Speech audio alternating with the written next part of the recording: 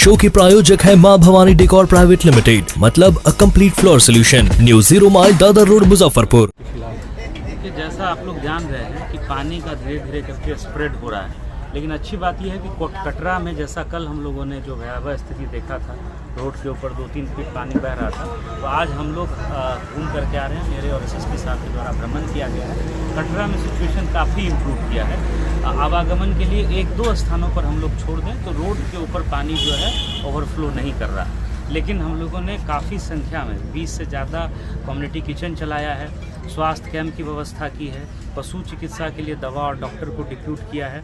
और कल से जहां कटरा में पानी घटेगा वहां उन रिहायशी इलाकों में हम लोग ब्लीचिंग पाउडर और चूने का छिड़काव भी प्रारंभ करेंगे। इसके लिए भी सिविल सर्जन डीपीएम को निर्देश दे दिया गया है। वो लोग सब लोग फील्ड में हैं, पीएचडी के इंजीनियर्स भी लगे हुए हैं। पर्याप्त संख्या में शौचालय चापाकल की व्यवस्था कराई जा रही है और हम लोगों का ये प्रयास है कि लोगों को रेस्क्यू करें। हमारे पास एनडीआरएफ एसडीआरएफ की 4 टीम्स लगी हुई हैं। एक जो पारू में हम लोग गंडक का जलस्तर बढ़ने के कारण डिप्लॉय किए हुए थे, उसको भी हम लोगों ने औराई बुला लिया है। तो पर्याप्त संख्या में एसडीआरएफ एनडीआरएफ की टीम है। लोगों को रेस्क्यू करके और उन लोगों को 2 समय का भरपेट खाना मिले, इसकी व्यवस्था हम लोग कर रहे हैं। और इसके अतिरिक्त कोई भी अगर मरीज़ आ रहे हैं, आईसीडीएस के माध्यम से गर्भवती महिलाओं को रेस्क्यू किया जा रहा है। रेस्क्यू करके अभी हम लोग अस्पताल में भिजवा रहे हैं ताकि जो भी उनका ड्यू डेट हो, किसी तरह से डिलीवरी में समस्या नहीं हो। तो आईसीडीएस की टीम भी मुस्तैद है, सारे एडीएम्स भी यहाँ पर लगे हुए हैं। और जहाँ भी आवश्यकता होगी हम लोग कम्युनिटी किचन खोलेंगे, चाहे मानव के स्वास्थ्य की चिकित्सा व्यवस्था की ज़रूरत हो, पशु के स्वास्थ्य की चिकित्सा व्यवस्था की ज़रूरत हो, या 2 समय का जो भोजन होता है भरपेट गर्म खाना, चावल दाल सब्जी, ये हम लोग जैसे अभी हम लोग यहाँ खड़े हैं, यहाँ हम लोग देख रहे हैं कि विस्थापित होकर के लोग रोड पर आकर के यहीं आसपास में रह रहे हैं। तो यहाँ हम लोगों ने कम्युनिटी किचन खोल दिया है। तो सारी तैयारी हम लोग की, हम लोग फील्ड में हैं और किसी तरह की कोई समस्या नहीं हो, ये हम लोगों का प्रयास है। एक जगह जो है लखनदेई नदी पर जो है पुराना एक तटबंध था, उसके ब्रीच होने की शिकायत आई थी जमींदारी बांध पर। तो उसमें प्रधान सचिव महोदय से मेरी बात हुई है। एक्स्ट्रा टीम पटना से रिसोर्स के साथ मोबिलाइज कर दिया गया है। और जो बूढ़ी गंडक की पूरी परियोजना देखते हैं कार्यपालक अभियंता मुजफ्फरपुर में बैठते हैं, उनको भी रुन्नी सैदपुर के जो एग्जीक्यूटिव इंजीनियर हैं उनकी सहायता के लिए वहाँ उनको भेज दिया गया है।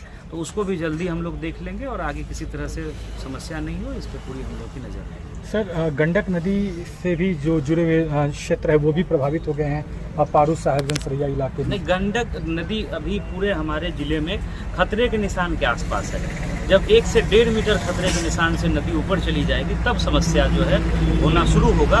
इस सीजन में भी आप देखिएगा, जो ये बरसात का सीजन रहा है, जो अभी वर्तमान नदी का लेवल है हमारे ज़िले में गंडक का, उससे 1-1.5 मीटर पहले फ्लो हो करके नदी जो है पानी निकल चुका है। तो कहीं कोई खतरे की बात नहीं है। तटबंध हमारे सुरक्षित हैं।